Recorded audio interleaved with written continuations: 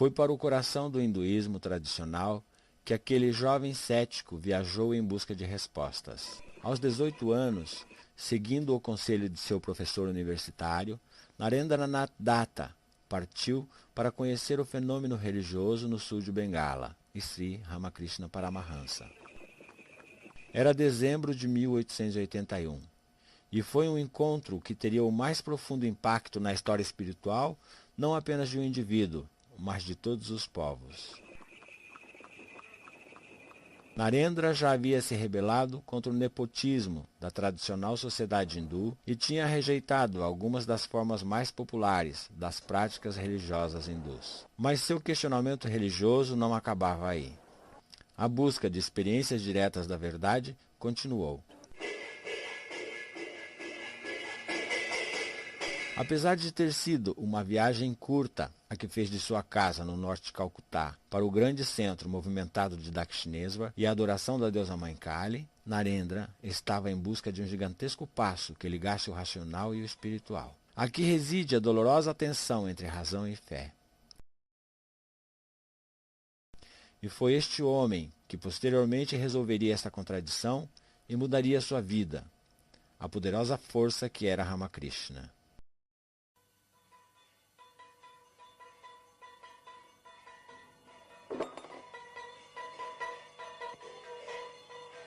Quando Narendra sentou-se no chão à sua frente, Ramakrishna ficou impressionado com a aparência do jovem. Comentando isso mais tarde, ele declarou: "Notei que não cuidava de seu corpo.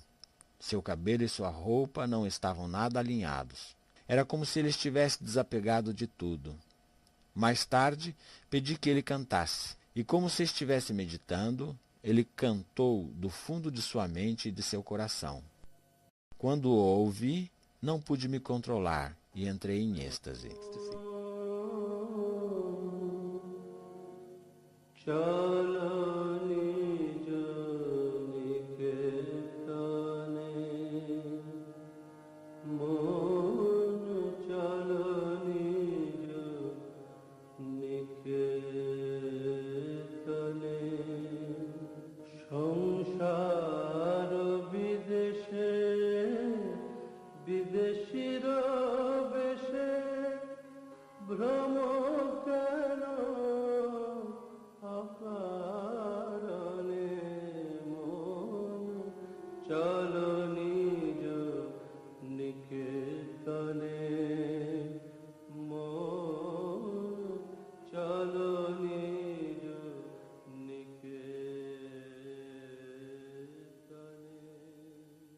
Narendra nasceu no dia 12 de janeiro de 1863, numa área ao norte de Calcutá chamada Simla. Seu pai, Vishwanath Datta, era um advogado que apreciava imensamente a cultura islâmica e a música clássica indiana.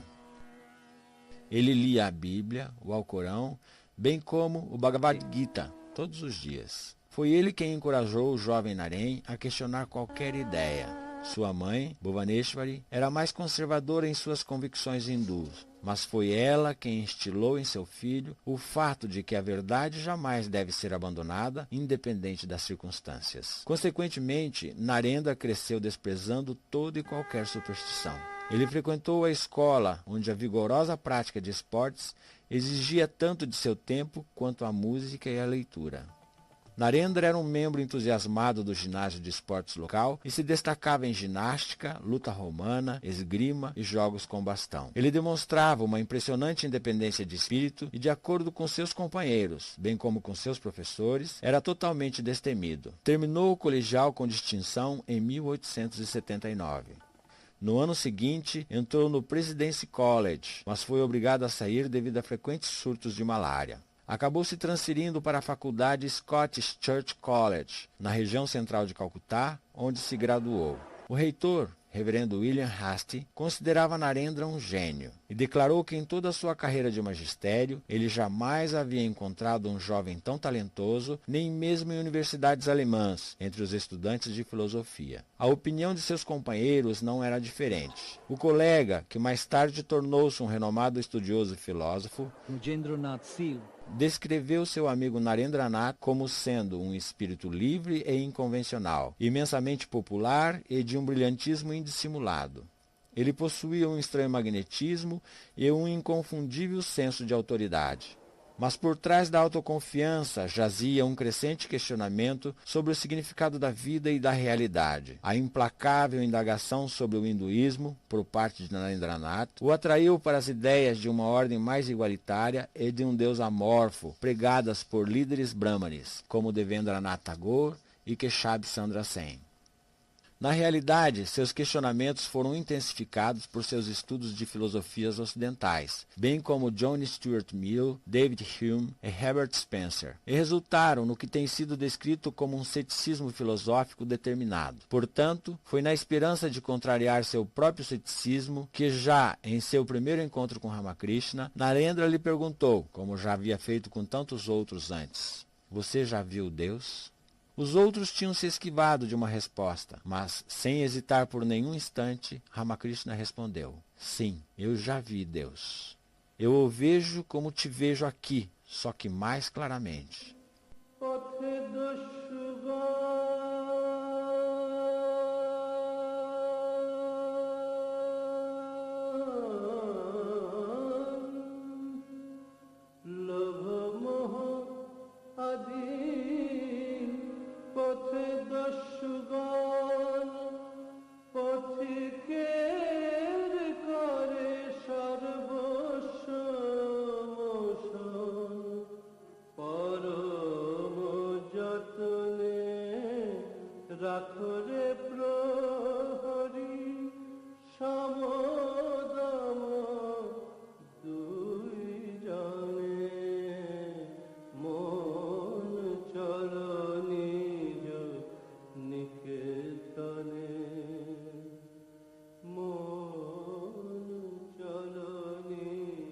O singular intercâmbio entre o mestre espiritual e seu discípulo inquiridor duraria quase 5 anos.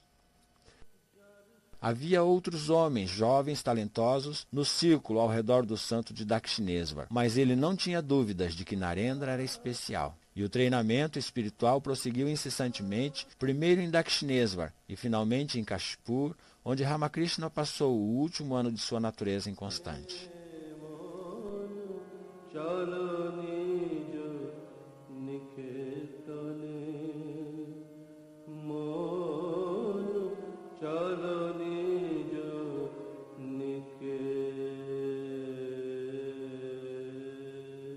Apesar de sentir-se irresistivelmente atraído por este homem simples de Deus, Narendra não aceitava nada sem uma rigorosa verificação prévia. E nem Ramakrishna queria isso. Ele costumava dizer: "Teste-me, como os agiotas testam as suas moedas. Você não deve me aceitar até que tenha me testado rigorosamente." Talvez este tenha sido o treinamento que levou Narendra a dizer a seus próprios discípulos mais tarde na vida: "Comecem com descrença." Por fim, não foi apenas tudo o que Ramakrishna disse, mas sim aquilo que ele era, que levou Narendra a aceitá-lo como mestre incontestado.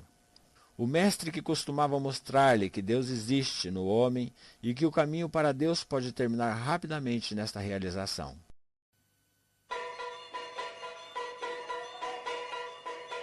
Aparentemente, pode parecer haver uma diferença entre a devoção de Ramakrishna a Kali e a ênfase de Narendra em unidade vedântica, entre o Deus pessoal e o ente supremo impessoal.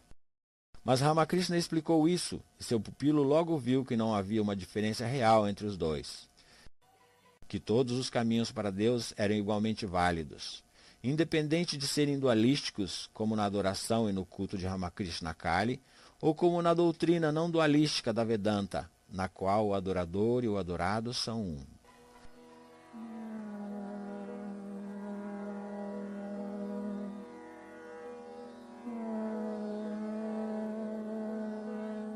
Foi assim, então, que a semente da essência dos ensinamentos posteriores de Swami Vivekananda foram plantadas. Na necessidade de não apenas tolerar religiões diferentes, mas aceitar todas elas como sendo igualmente verdadeiras.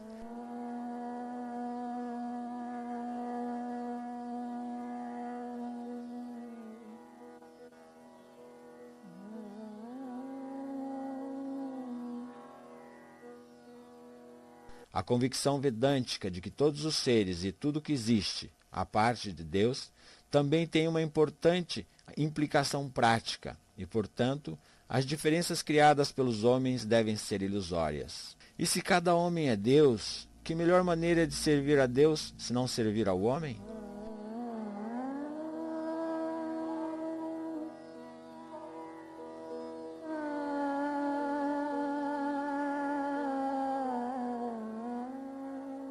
Foi Ramakrishna também quem disse a Narendra que a religião não se destina a estômagos vazios, deixando-o na dúvida de como ele mesmo poderia melhor servir a Deus.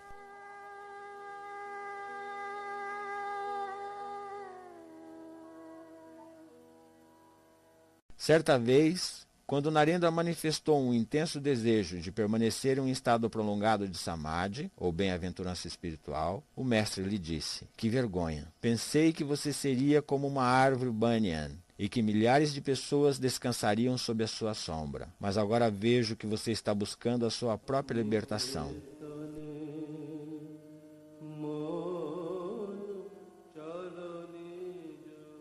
E desta maneira, o herdeiro espiritual de Ramakrishna foi informado de tudo o que precisava saber.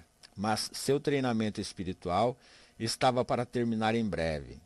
A descoberta de que o mestre estava terminalmente doente fez com que o grupo de jovens se concentrasse ainda mais coesamente ao seu redor, alternando-se mutuamente para cuidar dele e alimentá-lo na casa-jardim em Kashipur.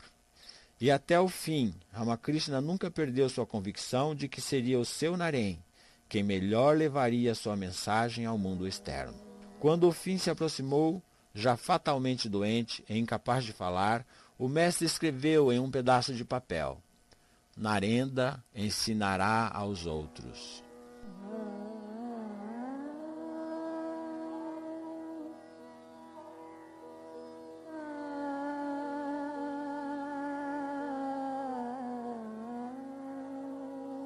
Após a morte de Ramakrishna, a primeira decisão crucial que Narendra e seus irmãos discípulos tomaram foi a de renunciar à vida mundana.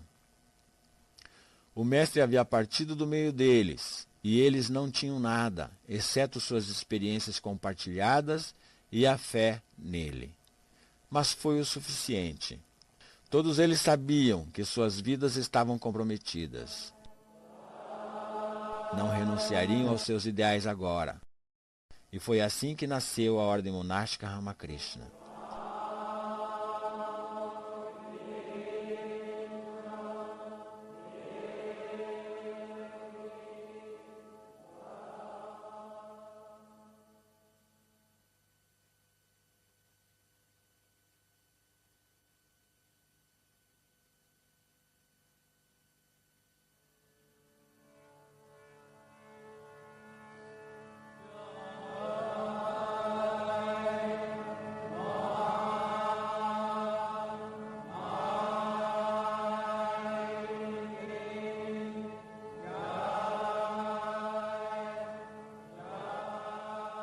O Mat de Baranagor continuou sendo a base dos discípulos de Ramakrishna, mas de tempos em tempos eles saíram de lá como monges errantes. Narendra também fazia isso, mas invariavelmente voltava, atraído por suas responsabilidades para o local. Contudo, os lugares sagrados da Índia tinham uma atração especial para o jovem monge.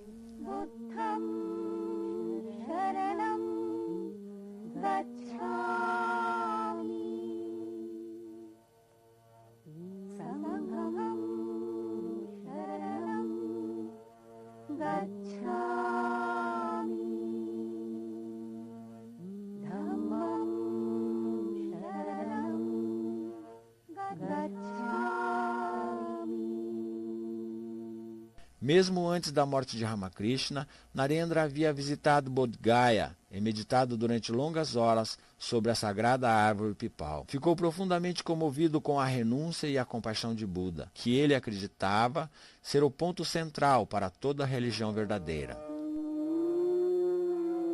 Ele o descreveu como sendo o único homem absolutamente sensato e equilibrado na história da humanidade, extraordinário na compaixão e perfeito na razão. Orgulhava-se patrioticamente do fato de o budismo ser a única religião que havia feito conversões sem derramamento de sangue. Considerava Buda o maior de todos os homens, porque, acima de tudo, ele jamais exigiu adoração. Varanasi também o atraiu mais de uma vez. Não se tratava meramente do centro da vida religiosa da Índia. Era a morada de Shiva, o deus da renúncia.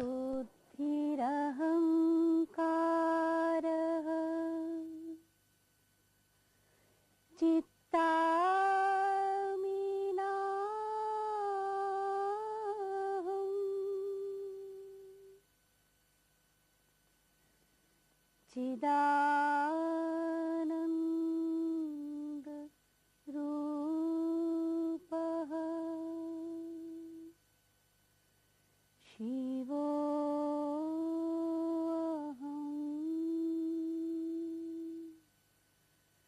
Shivoham.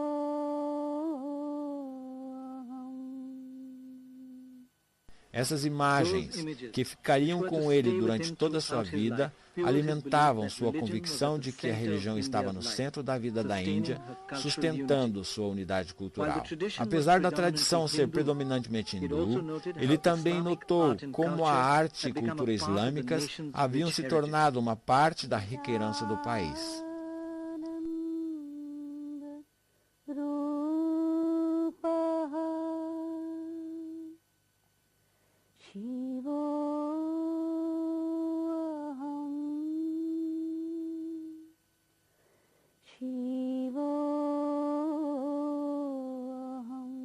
Essas viagens relativamente curtas estimularam o apetite de Narendra por mais. Ele já tinha começado a rejeitar todas as distinções de religiões e castas. E também viu que, apesar do glorioso passado, a maior parte da vida indiana estava mergulhada na mais abjeta pobreza, ignorância e superstição. Era óbvio que este era o desafio à sua frente. Mas estava igualmente claro que, primeiro, ele tinha que saber mais sobre o país e seus problemas.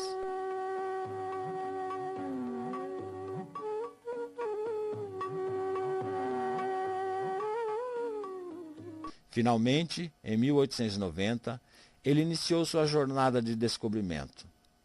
Durante os próximos 3 anos, compartilhando todos os traços de sua identidade, adotando primeiro um nome, depois outro, ele viajou da foz do rio Ganges até a cordilheira do Himalaia.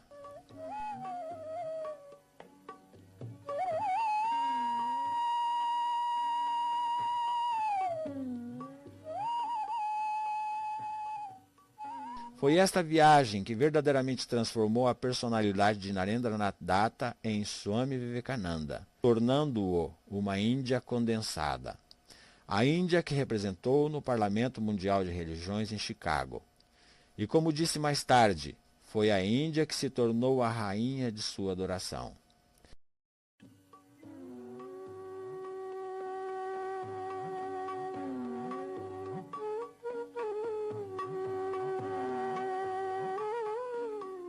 Em julho de 1890, acompanhado por um monge irmão, ele partiu, inicialmente rumo ao Himalaia. Viajando como mendigos e, em geral, a pé, a jornada foi árdua e ele ficou doente em mais de uma ocasião. Mas seu espírito fez com que contemplasse o esplendor das montanhas.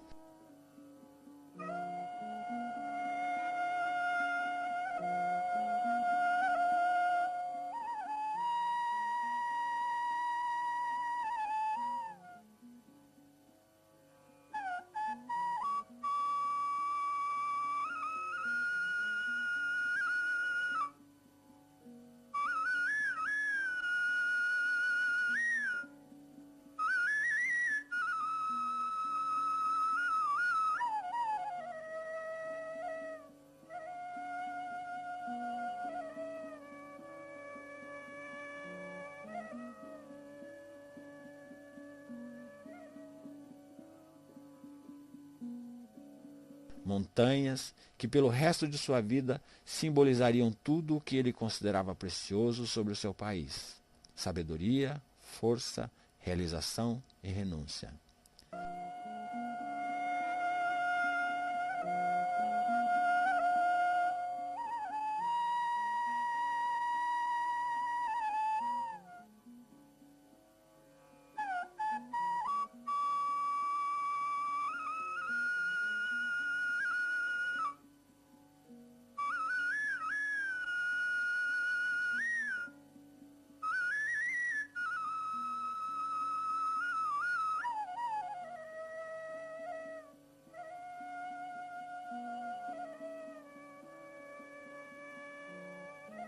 Mais tarde escreveu: estas montanhas do Himalaia representam a renúncia, e como os nossos antepassados costumavam ficar atraídos por elas nos dias mais avançados de suas vidas, assim as almas fortes de todas as partes dessa terra, num futuro ainda longínquo, serão atraídas por este Pai das montanhas.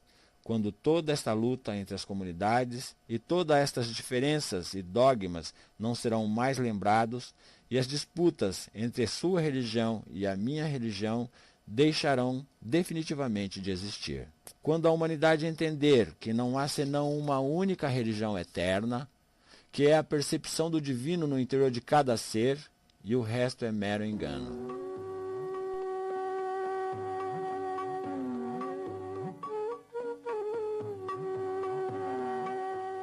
Assumiu então o nome Swami Vivekananda, querendo viajar só, sem ser reconhecido.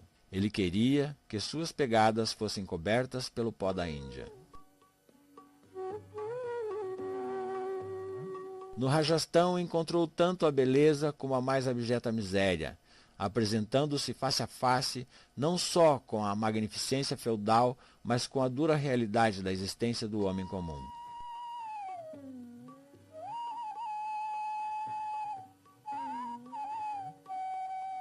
Baseado nas lições anteriores e em suas observações de primeira mão, diria mais tarde para seus discípulos: joguem no Ganges suas escrituras e ensinem ao povo primeiro a buscar meios de conseguir sua comida e roupas, e então você encontrará tempo para ler para eles as escrituras.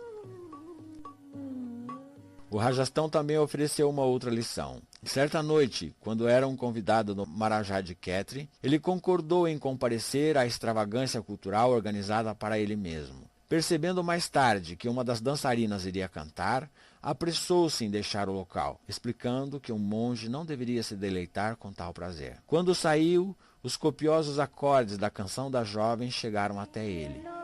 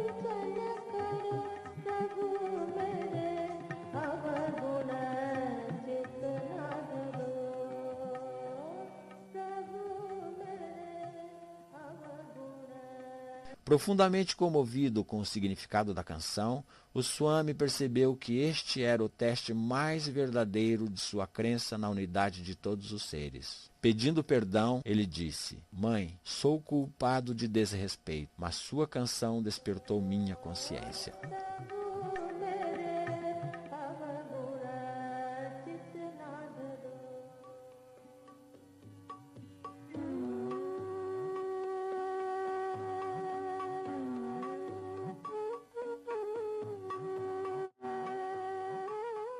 A jornada não terminou ali. Dirigindo-se para o oeste, ele viajou extensivamente em Gujarat, onde falou da necessidade de pregar o verdadeiro hinduísmo por todo o mundo. Em Porbandar, um grande estudioso de sânscrito, impressionado com o brilhantismo do Swami, o encorajou a ir para o ocidente, onde sua interpretação do hinduísmo seria recebida e apreciada por mentes abertas.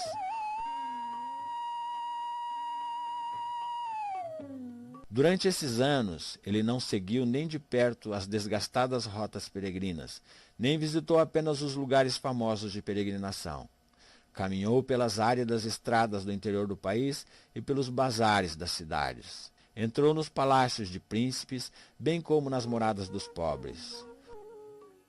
O desprezo pelas diferenças entre religiões e castas desafiava abertamente a sociedade ortodoxa hindu. Foi uma investigação da Índia viva, que suscitou em sua mente a profunda contradição de classe e casta. E tudo isso ele tentou reconciliar com sua própria racionalidade científica.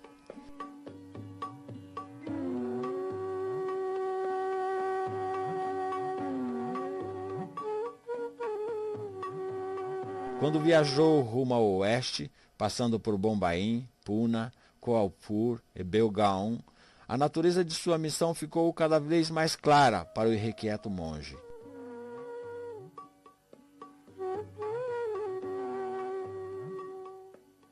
Ele viu que a tarefa diante dele era praticamente a regeneração da Índia. Mas a nação não podia crescer no isolamento.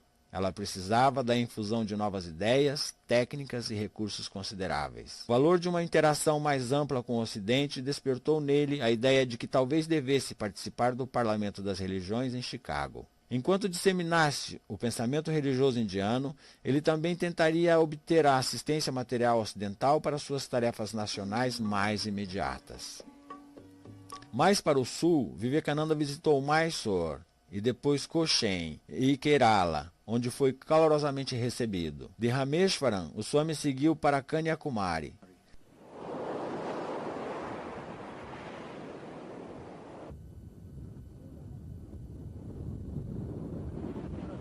Exausto de suas viagens, ele ficou parado por um longo tempo, olhando fixamente para o mar.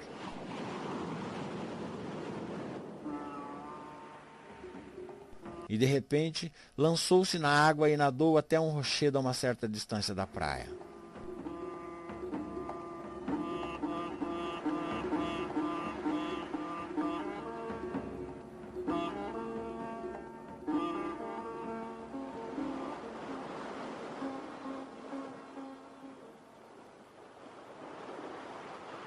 O entardecer transformou-se em noite e a noite em amanhecer.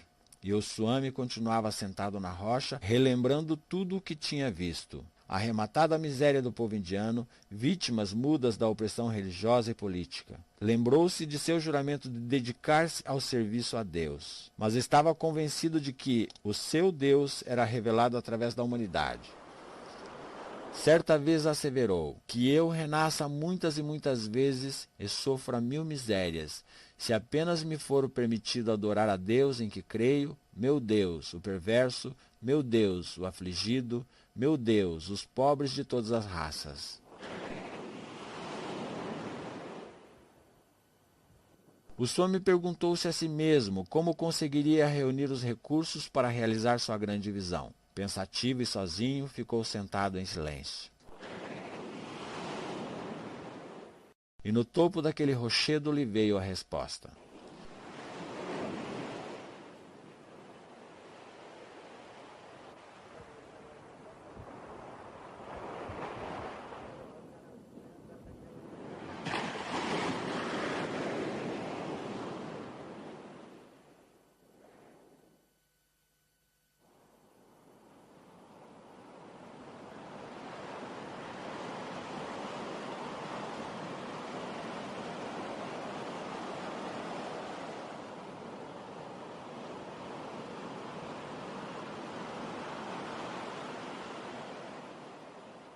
Apesar de estar convencido em seu coração de que tinha de empreender sua missão rumo ao Ocidente, o Swami orou por uma orientação divina.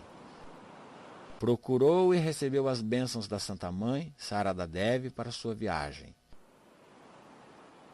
Ele recebeu muitas ofertas de ajuda para sua missão. Por fim, seu discípulo, o Maharaja de Khetri, o presenteou com uma túnica de seda cor de laranja e um turbante, dinheiro e uma passagem no navio que o levaria para o outro lado do oceano. Dirigindo-se primeiramente para Chicago, onde o Parlamento de Religiões seria realizado no Instituto de Arte, a primeira experiência de Vivekananda no Ocidente estava longe de ser encorajadora. Com pouco dinheiro, sem providências prévias, faminto e cansado, ele bateu em muitas portas, mas foi recebido com indiferença. Foram alguns contatos casuais que se transformaram em calorosas amizades que mudaram tudo. Ele permaneceu temporariamente como hóspede em uma fazenda chamada Breeze Meadows, em Massachusetts. Ali, suas palestras sobre a Índia atraíram muitos admiradores. Um deles foi o Dr. Henry Wright, professor de grego na Universidade de Harvard, que logo se tornou um amigo inestimável. Enquanto organizava apresentações para o Parlamento de Religiões, ele disse: "Pedir suas credenciais a você, Swami, é como pedir ao sol o seu direito de brilhar." No dia 11 de setembro de 1893, uma segunda-feira, o Parlamento de Religiões deu início às suas deliberações. Discutir as principais preocupações humanas da época. O espaçoso salão estava lotado com 7.000 pessoas que esperavam para ouvir os delegados, que um a um se levantavam para proferir seus discursos bem ensaiados. A maioria dos palestrantes falou sobre suas próprias seitas, ansiosos por demonstrar a superioridade de seus ideais em relação aos outros. O desconhecido monge hindu estava totalmente despreparado.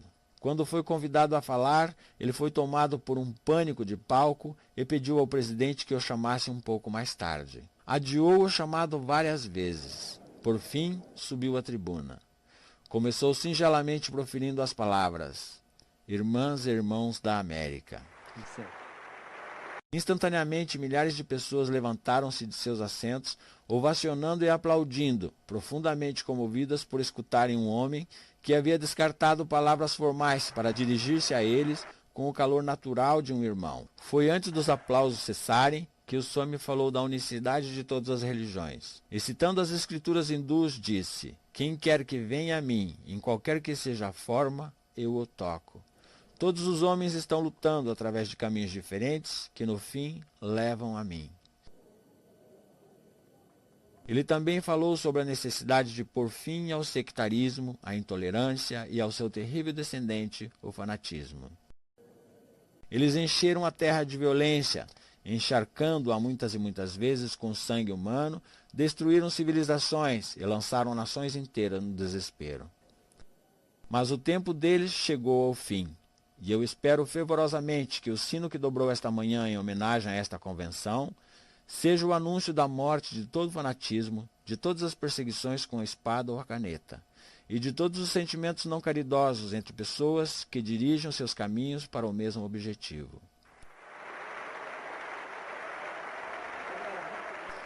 O efeito foi eletrizante. O monge de 30 anos mudou a natureza do parlamento.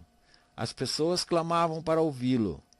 O jornal The New York Herald afirmou: "Inquestionavelmente, ele é a maior figura no parlamento." E o Boston Evening Post escreveu: "Ele é um grande favorito no parlamento. Se meramente cruza a plataforma, ele é aplaudido. Eles mantêm Vivekananda até o fim do programa, para obrigar as pessoas a ficarem até o fim." O Swami falou pelo menos uma dezena de vezes no Congresso, transformando uma congregação seca e antagônica de teólogos em um encontro vital e frutífero entre o Oriente e o Ocidente.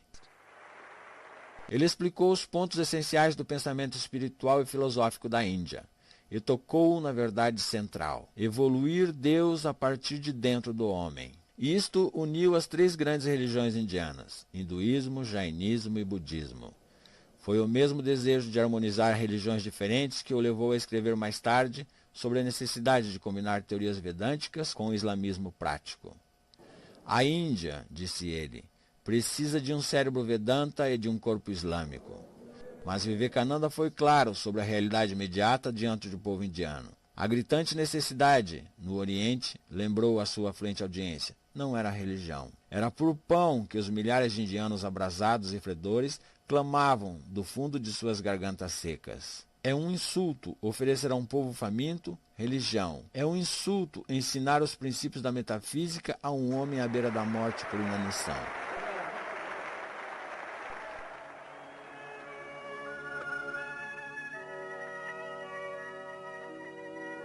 Logo após o congresso, ele partiu em um frenético giro pelo centro-oeste e a região leste, proferindo uma dezena ou mais de palestras por semana. Viajou sob o título de Hindu Ciclônico.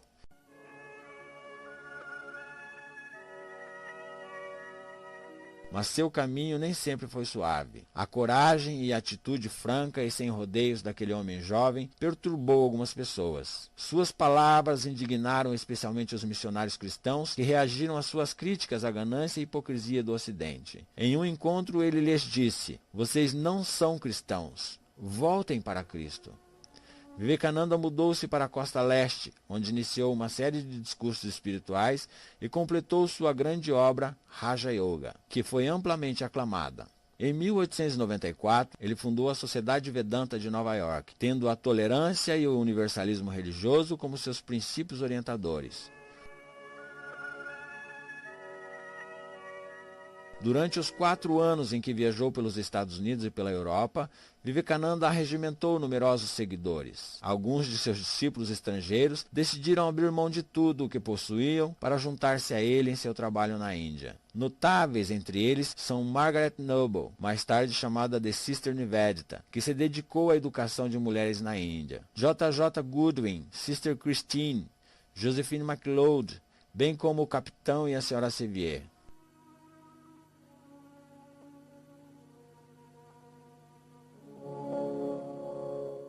Em 1897, enriquecido por seus 4 anos de viagens no Ocidente, o Swami sentiu que sua tarefa imediata era trabalhar pela regeneração da Índia a partir do interior do país.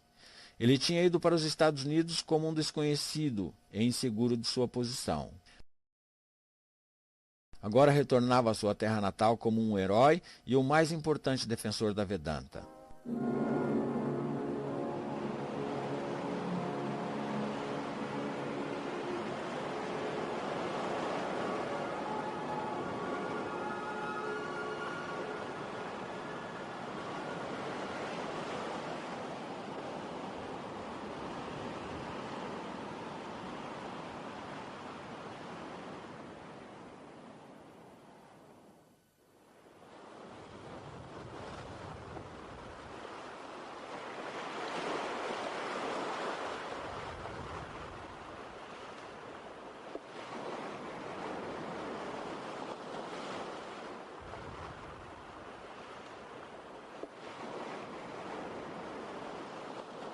Pouco antes de retornar ao seu país, Vivekananda afirmou: "Agora só tenho um pensamento, e esse é a Índia." Foi um retorno triunfal para o mendigo Sanyasin. Em Madras, onde desembarcou primeiro, e mais tarde em Calcutá, no Show Bazaar Palace, ele foi alvo de vibrantes recepções. Multidões sem precedentes se aglomeravam para cumprimentá-lo e dar-lhe as boas-vindas em sua casa. Mas para Vivekananda este foi o início da implementação prática da obra de sua vida. Longe da observação pública, participou de uma reunião bem mais tranquila com seus irmãos monges. Juntos, eles transferiram o mosteiro para o outro lado do rio, para uma casa de jardim em Belur. Ele passou horas meditando em seu quarto, com vista para a água e diante de Baranagor, onde viu Ramakrishna pela última vez, e de Dakshineswar, onde quase uma década antes ele havia conhecido o mestre que mudara sua vida.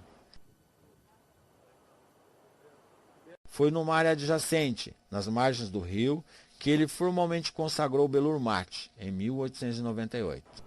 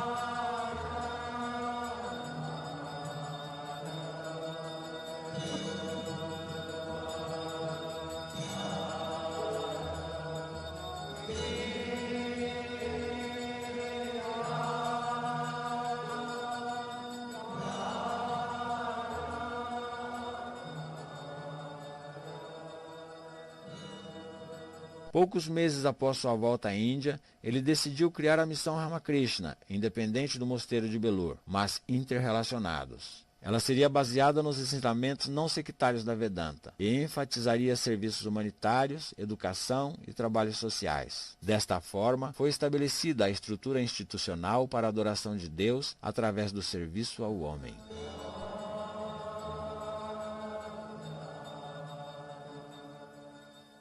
Eu acho, disse ele, que o grande pecado nacional é a negligência das massas, e esta é uma das causas de nossa derrocada. Se vocês querem regenerar a Índia, temos que trabalhar para eles.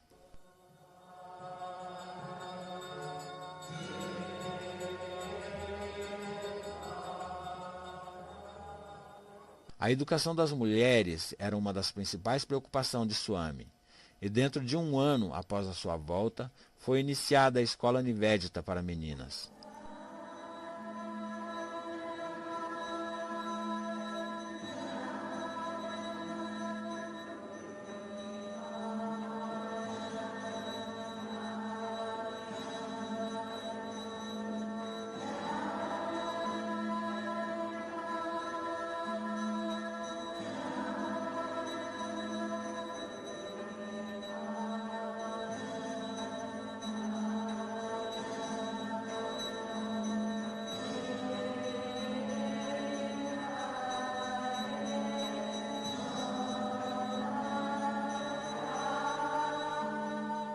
Vivekananda também delineou sua ideia de criar um mosteiro exclusivamente para mulheres. Sua ideia concretizou-se plenamente em Saradamat, localizado a apenas algumas centenas de metros de Dakshinesvar. Dirigido e administrado inteiramente por freiras, o mosteiro Sarada continua atraindo mulheres de todas as partes da Índia e do mundo para trabalhar em prol da educação, do treinamento e da ajuda de mulheres, com centros espalhados por todo o país.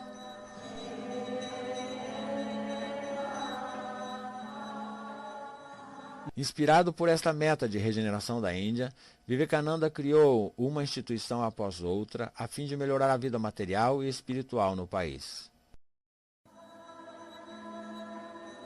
Esses primeiros esforços modestos transformaram-se em uma enorme rede de serviços espirituais e humanitários espalhadas por toda a nação.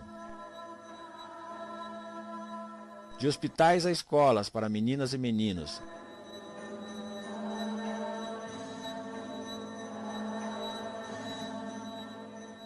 até instituições para os deficientes,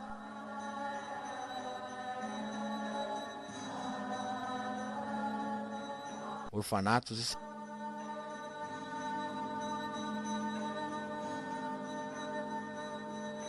e centros culturais.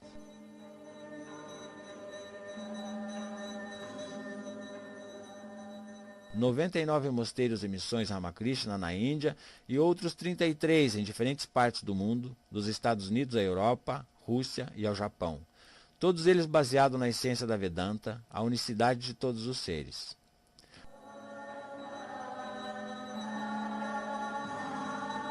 Foi aqui, em seu quarto favorito, que ele passou a maior parte do tempo durante seus últimos anos de vida. Durante toda a sua vida, a música e a redação foram uma paixão para Vivekananda. E em Belur, neste canto do quarto, com vista para o rio, ele continuou sua obra, escrevendo sobre o seu intenso amor pela Índia.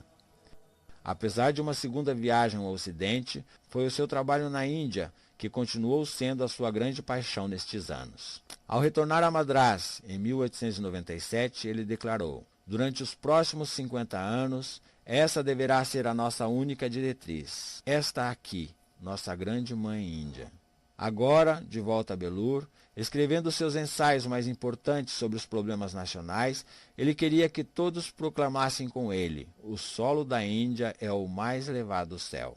Frequentemente ele havia culpado as educadas, porém parasíticas, classes mais altas pelo declínio nacional. Agora, escreveu, não se esqueçam de que as classes menos favorecidas, os ignorantes, os pobres, os analfabetos, o sapateiro, o gari, são sua própria carne e sangue, seus irmãos.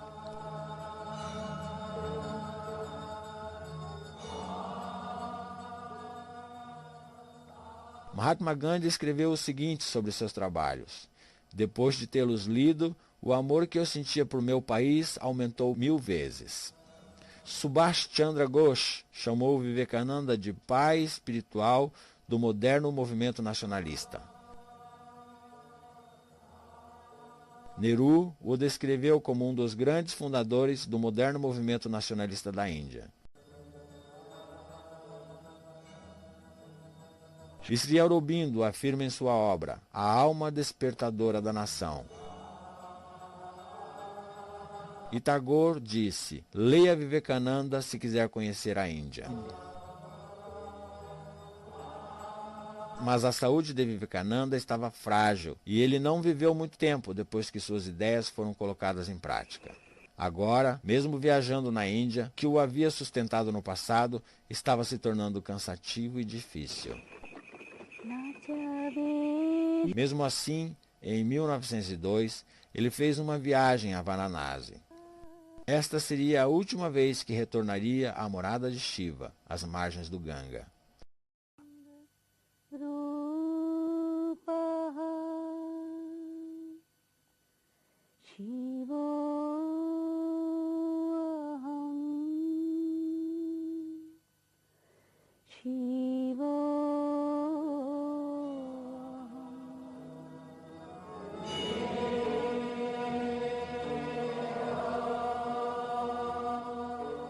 De volta a Belur, ele passou cada vez mais tempo em seu quarto, meditando, escrevendo, encontrando seus irmãos monges.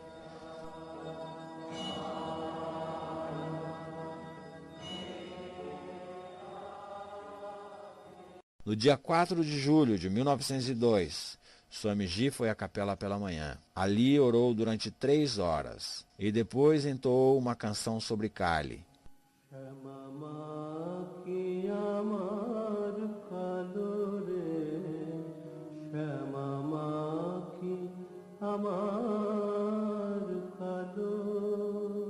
Minha mãe Kali realmente é negra?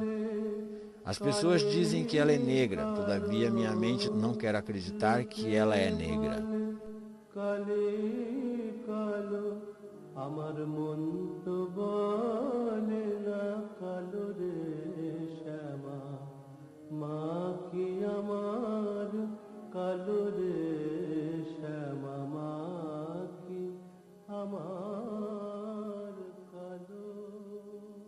O dia todo ele pareceu estar muito animado. À tarde, foi fazer um longo passeio na margem do rio.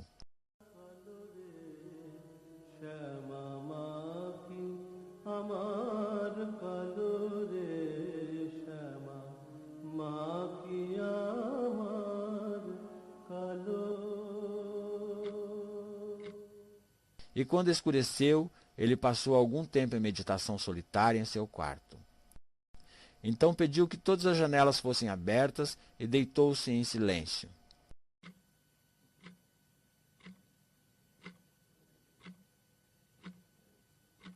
Por volta das 9 horas da noite, ele transcendeu, entrando no que seus irmãos monges e discípulos chamaram de Mahasamadhi.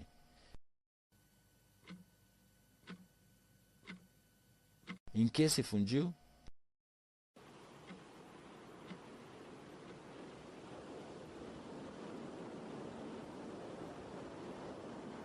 Talvez exista uma pequena indicação de uma resposta em uma canção que ele compôs.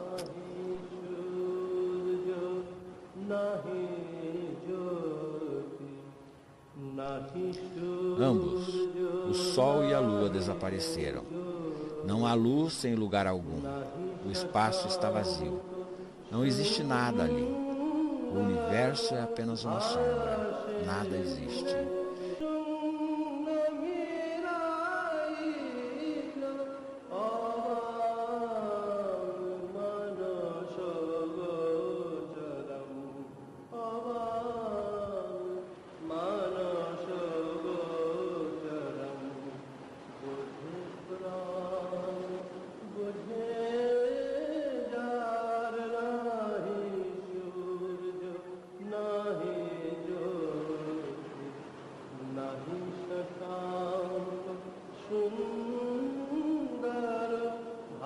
Se existir alguma coisa, é apenas uma tênue indicação, subindo e afundando, tudo em minha unicidade.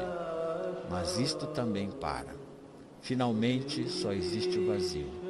O vazio passa o vazio. Pode ser que eu não ache bom sair do meu corpo, descartá-lo como uma roupa velha, mas não hei de parar de trabalhar. Inspirarei homens em todos os lugares, até que o mundo saiba que ele é um com Deus. Swami Vivekananda.